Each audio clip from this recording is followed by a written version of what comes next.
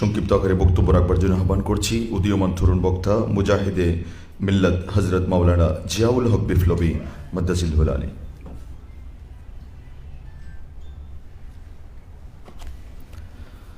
আলহামদুলিল্লাহি রাব্বিল আলামিন ওয়াল আকিবাতু লিল মুত্তাকিন ওয়াস সালাতু ওয়াস সালামু আলা আশরাফিল আমবিয়াই ওয়াল মুরসালিন ওয়া আলা আলিহি ওয়া আসহাবিহি আজমাইন। ইমাম আজম ইমাম আবু হানিফা রাহমাতুল্লাহ আলাইহির স্মরণে আঞ্জুমানে খুদ্দামুন নাস বাংলাদেশের ব্যবস্থাপনায় আয়োজিত আজকের এই 10ম পবিত্র দরসুল ফিকহ মাহফিলের মুহতারাম সভাপতি হযরত উলামায়ে কেরাম, উপস্থিত সুধী মণ্ডলী, আসসালামু আলাইকুম ওয়া রাহমাতুল্লাহি ওয়া বারাকাতুহু।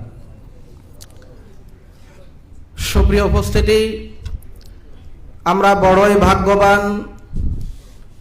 আমরা হানাফি মাযহাবের অনুসারী। আমাদের মাযহাবের ইমাম, মহান ইমাম, ইমাম আজম আবু হানিফা রাহমাতুল্লাহ আলাইহি, এটা আমরা গর্বের সাথে বলতে পারি। আপনারা জানেন আমাদের মাযহাবের ইমাম, ইমাম আজম আবু হানিফা রাহমাতুল্লাহ আলাইহিকে বিষ প্রয়োগ করে ওনাকে শহীদ করা হয়েছিল। আমরা ওনার কাছ থেকে, ওনার জীবনের শেষ পর্যায়ের আমরা যেই জিনিসটুকু ওনার কাছ থেকে অর্জন করি সেটা হলো তিনি খলিফা আবু জাফর মনসুর ওনাকে যখন চিফ জাস্টিস, প্রধান বিচারপতির পদ গ্রহণ করার জন্য প্রস্তাব করেছিলেন, ইমাম আজম আবু হানিফা রাহমাতুল্লাহ আলাইহি সেই পদ তিনি প্রত্যাখ্যান করে তিনি ফিরিয়ে দিয়েছেন।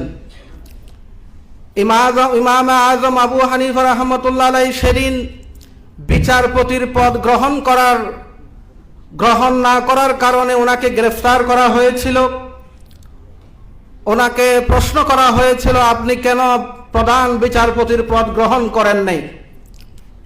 প্রত্যেকেই যেখানে বড় বড় পদ গ্রহণ করার জন্য লবিং করে, চেষ্টা করে, সেখানে ইমাম আজম আবু হানিফা রাহমাতুল্লাহ আলাইহি বিচারপতির পদ প্রত্যাখ্যান করেছিলেন। এই কারণে সেই সময় সরকারের বিভাগ থেকে বিচার বিভাগ আলাদা ছিল না, বিচার বিভাগ ছিল সরকারি বিভাগের আওতাধীন।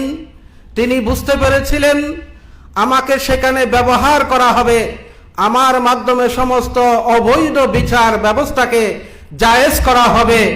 ইমাম আজম আবু হানিফা সেদিন সেটা প্রত্যাখ্যান করে বলেছিলেন, আপনি যদি আমাকে বলেন যে তুমি ফুরাত নদীতে ডুবে যাও অথবা বিচারপতির পদ গ্রহণ করো, আমি বিচারপতির পদ প্রত্যাখ্যান করব, আমি প্রয়োজনে ফুরাত নদীতে ডুব দেব, তারপর আপনার এই পদ গ্রহণ করতে আমি সম্মত নই, কারণ সেই যোগ্যতাটুকু আমার নেই। খলিফা মনসুর বলেছিলেন, আপনার কাছে সব যোগ্যতা আছে। তখন ইমাম আজম আবু হানিফা বলেছেন যে আপনি বলছেন আমার কাছে সব যোগ্যতা আছে, আর আমি বলছি আমার কাছে যোগ্যতা নাই, তো আমি তো একজন মিথ্যাবাদী, মিথ্যাবাদীর জন্য প্রধান বিচারপতির এই পদ গ্রহণ করার কোনো সুযোগ নাই। দেখুন আমার কাছে কেমন ভাবে সেই সামর্থ্য থাকবে। একজন প্রধান বিচারপতি, সরকারের বিভাগ, আপনারা যারা আছেন সেখানে সরকারি বিভাগ থেকে যেখানে নির্বাহী বিভাগ, বিচার বিভাগ আলাদা হয় নাই, এখানে আপনাদের রায় আমাকে পড়ে শোনাতে হবে। ওই ধরনের রায় আমার পক্ষে সম্ভব নয়। দেখুন যখন আপনি আমাকে ডাকেন তখন আমি অস্বস্তিতে ভুগি, আমি ভয়ে আক্রান্ত হই, কখন না জানি কি আপনি সিদ্ধান্ত গ্রহণ করেন। এমন একটি পদে অধিষ্ঠিত হয়ে আমি কি বিচার ফয়সালা করব? এখান থেকে আমাদের শিক্ষণীয় হলো এই যে ইমাম আজম আবু হানিফা রাহমাতুল্লাহ আলাইহি আমাদেরকে শিক্ষা দিয়ে গেছেন যে বিচারপতির পদ গ্রহণ করতে হবে। যে বিচার ফয়সালায় কোরআন সুন্নাহর ফয়সালা দেওয়া যাবে না, যে বিচার ফয়সালায় কোরআন হাদিসের ফয়সালা দেওয়া যাবে না, এমন বিচারপতি হওয়ার চেয়ে না হওয়াই অনেক উত্তম। প্রিয় হাজরিন, আজকে আমরা দেখেছি বৈষম্য বিরোধী ছাত্র আন্দোলন, তারা আন্দোলন করেছে, আজকে সবাই ক্রেডিট নেওয়ার জন্য ব্যস্ত যে আমরা করেছি, ওনারা বলে আমরা করেছি, ওনারা বলে আমরা করেছি। আমরা সব গবেষণা করে দেখতেছি আসলে হালুয়া রুটি ভাত নেওয়ার জন্য এখন সবাই অস্থির হয়ে পড়েছে, কে কত বেশি হালুয়ার ভাত নেবে।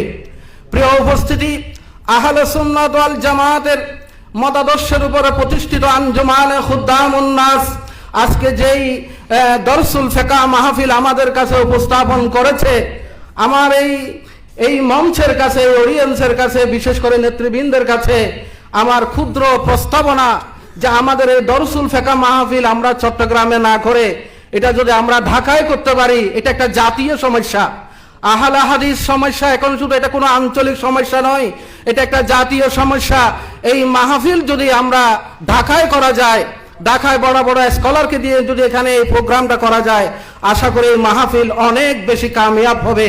আর এখন আমাদের অডিয়েন্সেরও মাশাআল্লাহ আলহামদুলিল্লাহ, ঢাকায় যদি অনুষ্ঠান করা যায়, এখানে আশেপাশ থেকে অনেক মানুষ এখন আমাদের উপস্থিত হয়। যার আগে আমরা কিছুদিন আগে আমরা যুব ফ্রন্টের যে প্রোগ্রাম আমরা দেখেছি, বিশাল প্রোগ্রাম হয়েছে। আমাদের এই অনুষ্ঠানে এই ক্ষুদ্র প্রস্তাবনা দিয়ে আমি আমার সংক্ষিপ্ত বক্তব্য এখানে শেষ করছি। আসসালামু আলাইকুম ওয়া রাহমাতুল্লাহি ওয়া বারাকাতুহু। ধন্যবাদ। চমৎকার এই প্রস্তাবনা। যথাযথ কর্তৃপক্ষের কাছে এই প্রস্তাবনাটা উপস্থাপন করা হবে। আগামীতে যেন দরসুল ফিকহ মাহফিল রাজধানীতে করা হয়। সুপ্রিয় সুধী, এ পর্যায়ে আপনাদের সামনে বক্তব্য রাখবার জন্য আহ্বান করছি হাটহাজারী উদুদিয়া ফাজি ডিগ্রি মাদ্রাসার সম্মানিত উপাধ্যক্ষ আল্লামা জাকির আহমদ সিদ্দিকী মাদ্দাজিল্লুল আলীকে।